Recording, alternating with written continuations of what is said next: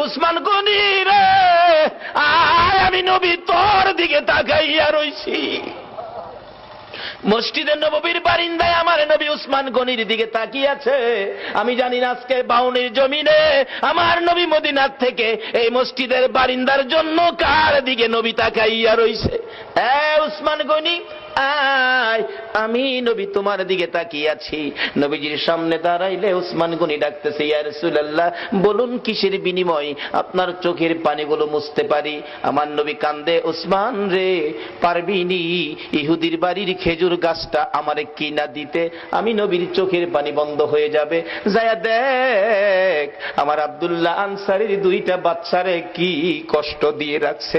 7 দিন চুলায় আগুন নাই রে, এই খেজুর গাছের খেজুর টুকাইয়া বলে খাইছিল। গাছটার মালিক ইহুদি, 2টা বাচ্চারে গাছের সাথে বাইধা রাখছে। একটা দৌড় মারছে উসমান গনি রাদিয়াল্লাহু তাআলা।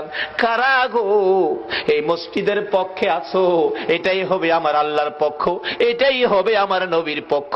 যারা মসজিদের পক্ষ থাকবে আমার নবী তাদের পক্ষে থাকবে, যারা মসজিদের বারিন্দার পক্ষে গো আমার নবী তাদেরকে না লইয়া ফুলসিরাতের ফুল নবী পার হবে না। উসমান গনি ডাকি, ইয়া রাসূলুল্লাহ, কথা দিলাম খেজুর গাছ না নিয়ে আমি আসবো না। ডাকতেছে, ইহুদি বাড়িতে আছো? জি। খেজুর গাছটা বিক্রি করে দাও। ইহুদি কয়, বাড়ির খেজুর গাছ বিক্রি করবো? কান্দে উসমান গনি, রে ইহুদি, নিষেধ দিস না, আমার রাসূল কান্দে রে এই গাছটার জন্য। আজকে যা চাইবি তা পাইবি, বিক্রি করতে হবে।